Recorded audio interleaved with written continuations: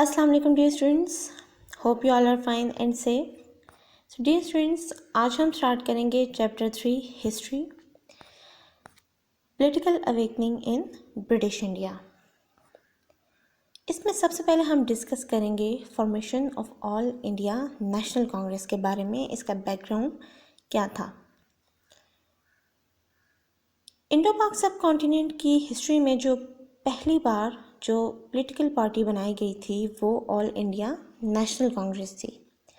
इस पार्टी की बुनियाद सिविल सर्विस के एक retired English officer A.O. Hume ने 1885 में रखी। ह्यूम की ख्वाहिश थी कि इंडो पाक के अहम अफराद को जमा करके मुल्क के सोशल प्रॉब्लम्स पर बात की जाए। लॉर्ड कर्जन ने उसे मशवरा दिया कि पार्टी अगर अपोजिशन का किरदार अदा करे और हुकूमत की गलतियों की निशानदेही करे तो ये ज़्यादा अच्छा होगा। इस तरह कांग्रेस इंडो पाक के लोगों के लीगल मैटर्स का पुरअमन अंदाज में इजहार कर सकती है। इसकी ख्वाहिश थी कि इसकी पार्टी ब्रिटिश इंपीरियलिज्म की हिमायत ना करे बल्कि इंडो पाक के लोगों की खिदमत करे। अब हम देखते हैं कि इंडियन नेशनल कांग्रेस के ऑब्जेक्टिव्स क्या थे। कांग्रेस का जो पहला इजलास दिसंबर 1885 में बॉम्बे में हुआ था। इस पार्टी की बुनियाद के अहम मकासद ये थे जो भी हम डिस्कस करेंगे। इंडो पाक के लोगों के दरमियान फ्रेंडली रिलेशंस होने चाहिए। मुहिब वतन अफराद के दरमियान फ्रेंडली रिलेशंस कायम करके नस्ल और अकीदे और सूबाई तासुबात को ख़त्म किया जा सके और कौमी इत्तेहाद के जज्बात को फ़रोग़ दिया जा सके। मुल्क के अहम इश्यूज़ पर तालीम याफ्ता अफराद के ख़यालात को रिटन फॉर्म में लाया जाए। पॉलिटिशियंस का लोगों के मफादात के लिए काम करना एक ऑब्जेक्टिव ये था। कांग्रेस ने सब कॉन्टिनेंट इंडो पाक की आज़ादी में अहम किरदार अदा किया था। इसकी लीडरशिप और मेंबर्स ने माली और जानी कुर्बानियाँ दी और आखिरकार ब्रिटिशर्स को इंडो पाक से निकलने पर मजबूर किया गया। 15 अगस्त 1947 को इंडिया को कांग्रेस की सरबराही में आज़ादी नसीब हुई थी।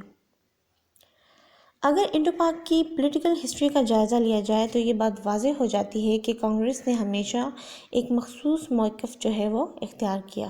कांग्रेस ने हर वक्त ये साबित करने की कोशिश की कि कांग्रेस ही इंडिया के तमाम अवाम की वाहिद पॉलिटिकल पार्टी है। कांग्रेस की कॉन्स्टिट्यूशनल तजवीज़ को देखते हुए कहा जा सकता है कि कांग्रेस ने एक आज़ाद मुत्तहिद हिंदुस्तान का मुतालबा किया।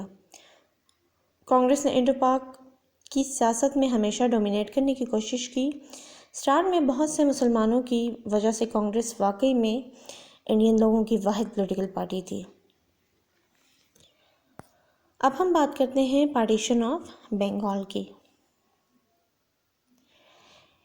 हिंदुस्तान की तारीख में बंगाल की जो डिवीज़न है वो एक इंतहाई अहम वाक़या है। इसके बैकग्राउंड के बारे में हम डिस्कस करते हैं। इस डिवीज़न ने सब कॉन्टिनेंट की सियासत पर बहुत ज़्यादा अहम असरात डाले थे। बंगाल की डिवीज़न ने हिंदुओं और मुसलमानों के जो रास्ते हैं वो बिल्कुल सेपरेट कर दिए थे। दरअसल बंगाल हिंदुस्तान का सबसे बड़ा सूबा था और एक लेफ्टिनेंट गवर्नर के लिए इस बड़े सूबे को कंट्रोल करना नामुमकिन था। उस वक्त बंगाल मौजूदा बांग्लादेश के अलावा बिहार और उड़ीसा के प्रोविंसेस पर मुश्तमिल था। बंगाल प्रोविंस का कुल एरिया 1,89,000 स्क्वायर माइल्स पर मुश्तमिल था और इसकी आबादी तकरीबन 80 मिलियन अफराद पर मुश्तमिल थी। इंडियन अफेयर्स के मिनिस्टर ने जून 1905 में बंगाल की पार्टीशन की मंजूरी दे दी। इस तरह ईस्ट बंगाल जो असम, चिटागोंग, मेमनसिंह और ढाका के डिवीज़न पर मुश्तमिल था, एक नए सूबे के तौर पे इंट्रोड्यूस हुआ। इसकी आबादी 21 मिलियन थी जिसमें 18 मिलियन मुसलमान थे।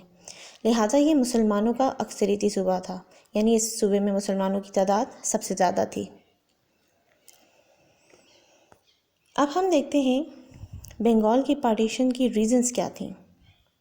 एडमिनिस्ट्रेशन के हवाले से बंगाल की सुपरविजन हुकूमत के लिए नामुमकिन थी क्योंकि ये बहुत ज़्यादा बड़ा सूबा था। دوسرا ریزن اڑیسہ صوبے کا قیام تھا کیونکہ ان لوگوں کا کلچر، لینگویج وغیرہ بنگال کے لوگوں سے بالکل مختلف تھی۔ اس کے بعد اب ہم دیکھتے ہیں reaction on partition of Bengal. Bengal کی پارٹیشن کے اوپر ہندو اور مسلمس کا کیا ریئیکشن سامنے آیا تھا؟ برٹشرز نے اس پروونس کو ایڈمنسٹریٹو پرابلمس کی وجہ سے ڈیوائیڈ کیا تھا، لیکن اس صورتحال نے سارے انڈیا کی پالیٹکس پر گہرے اثرات ڈالے تھے۔ اس ڈویژن سے زیادہ فائدہ مسلمانوں کو ہوا اور مسلمان سیاسی طور پر جاگنے لگے تھے۔ سب سے پہلے ہم دیکھتے ہیں اس میں مسلمس کا ریئیکشن پارٹیشن آف بنگال کے حوالے سے۔ اس ڈویژن سے بنگال کے مسلمانوں کو بہت زیادہ خوشی ہوئی کیونکہ ان کو اپنا ایک صوبہ مل گیا، یعنی ایسٹ بنگال جس میں مسلمانوں کی اکثریت تھی۔ مسلمان اس لیے بھی خوش تھے کہ ایک تو ہندوستان میں ایک مسلم میجورٹی پروونس کا اضافہ ہوا تھا جہاں اب مسلمانوں کی پروونشل حکومت بن سکتی تھی۔ وہ سیاسی طور پہ ہندوؤں کے اجارہ داری سے نجات حاصل کر چکے تھے۔ اس لیے نئے صوبے کے وجود سے مسلمانوں کی اکنامک، سوشل، کلچرل ڈیولپمنٹ کے امکانات زیادہ پیدا ہو گئے تھے۔ یونائٹڈ بنگال میں صدیوں سے ہندوؤں کی اجارہ داری تھی۔ ہندو برٹش قانون کا فائدہ اٹھاتے ہوئے زمین، جائیداد، ٹریڈ، ہر شعبہ زندگی پر قابض تھے۔ مسلمان مایوسی کے عالم میں زندگی گزار رہے تھے۔ اس طرح ڈویژن سے ان کی سوشل لائف میں بہتری کے امکانات پیدا ہوئے، اس لیے مسلمانوں نے اس تقسیم پر بہت زیادہ جشن منایا تھا۔ کانگریس اور ہندوؤں کا ریئیکشن کیا تھا بنگال کی پارٹیشن پر؟ اب ہم اس کے بارے میں دیکھتے ہیں۔ اس ڈویژن پر تمام ہندو آرگنائزیشنز نے شدید رد عمل کا اظہار کیا تھا۔ انہوں نے بنگال کی ڈویژن کو ٹکڑوں میں ڈیوائیڈ کرنے کی سازش قرار دیا۔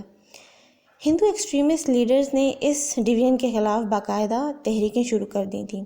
ان میں آیا سماج اور دوسری تحریکیں شامل ہیں۔ خون ریزی، تشدد اور شدید قسم کی ایکٹیویٹیز شروع ہو گئی تھیں۔ بنگال کی پارٹیشن سے Hindu landlords, traders, businessmen اور پولیٹیشنز بہت زیادہ خائف تھے کیونکہ مسلمانوں کے میجورٹی پروونس میں ان کے مفادات کو شدید خطرات لاحق تھے۔ ہندو لائرز پارٹیشن آف بنگال کے شدید مخالف تھے، لہٰذا انہوں نے پرزور احتجاجی مہم چلانے کی کامیاب کوشش کی۔ بنگال کے ہندو اخبارات نے پارٹیشن پر بہت زیادہ واویلا کیا کیونکہ وہ سمجھتے تھے کہ مسلمان اپنے اخبارات وہ لانچ کر کے ہندو پریس کے لیے خطرہ ثابت ہوں گے۔ سب سے بڑا خطرہ پارٹیشن آف بنگال سے ہندوؤں نے یہ محسوس کیا کہ ایسٹ بنگال میں ان کا جو سیاسی ڈومیننس ہے وہ ختم ہو جائے گی اور مائنورٹی میں ہندو چلے جائیں گے۔ ایک ہندو لیڈر مہاراجا مہندرا چندر نندی نے کہا کہ نئے صوبے میں مسلمانوں کی اکثریت ہوگی اور ہندو اقلیت میں چینج ہو جائیں گے، یعنی مائنورٹی میں تبدیل ہو جائیں گے۔ ہم اپنے ہی ملک میں غلام بن جائیں گے اور ہمارے بچوں کا مستقبل بالکل تاریک ہو جائے گا۔ کانگریس نے 7 اگست 1905 کو سودیشی موومنٹ چلانے کا اعلان کیا۔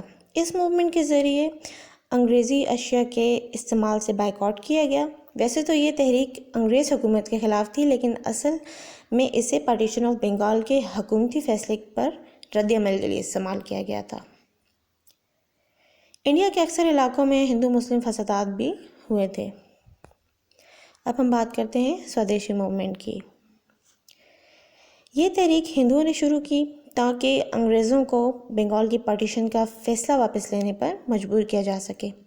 اس موومنٹ میں مقامی طور پر بنائی گئی اشیاء کے استعمال کی تاکید کی گئی اور جو برطانوی مال کا مکمل بائیکاٹ کر دیا گیا۔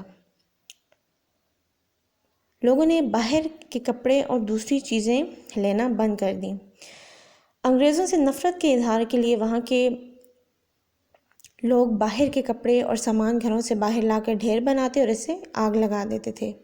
نہ صرف انگریزی اشیاء کا بائیکاٹ کیا گیا بلکہ اس کے مقابلے میں ہندوستانی اشیاء اور کھدر کے استعمال کی بھی تاکید کی جاتی تھی۔ اس طرح انڈیا میں باہر کی چیزوں کی سیل کو سخت دھچکا لگا تھا۔